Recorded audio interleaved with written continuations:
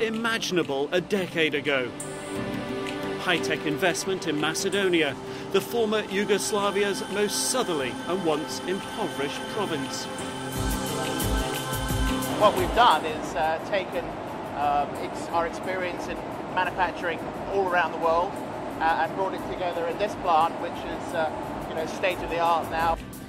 Johnson Matthey is a world leader in catalytic converters, 8,500 employees in over 30 countries worldwide. Legislation to cut vehicle emissions led to expansion in Europe.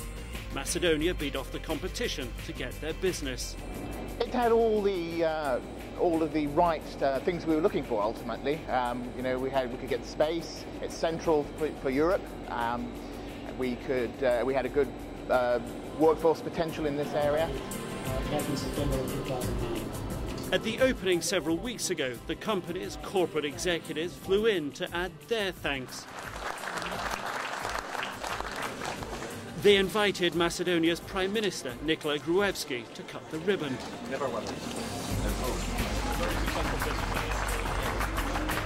It's not just a big day for Johnson Matthey, it's key for the Prime Minister as well.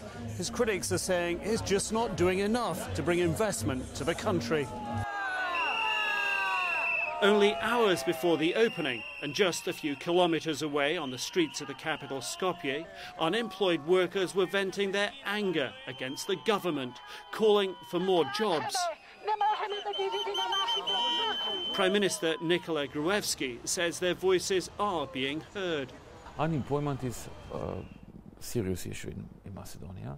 But what figure would you say unemployment now is? It's somewhere 31.7.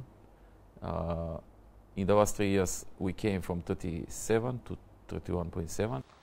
He blames the high figures on the legacy of the former Yugoslavia that left his tiny nation of 2 million with a few rundown industries and even fewer markets. With aggressive campaigning and a raft of reforms, Gruevski aims to change that. We dramatically reduced the taxes, we reduced the bureaucracy, we introduced flat rate taxes. We made a lot of things to create better environment for making business.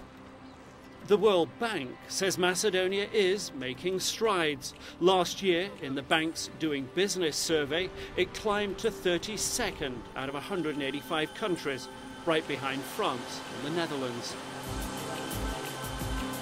Britain sees this sort of investment as good for both economies. Britain's ambassador to Macedonia has been here for almost 3 years.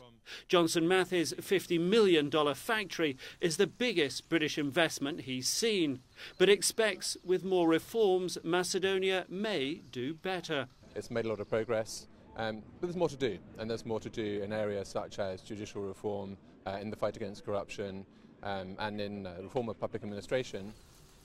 At the industrial park, empty lots around the Johnson Matthey plant are silent testimony to last year's global recession, plans put on hold by overseas investors. For Johnson Matthey, the space is a good thing.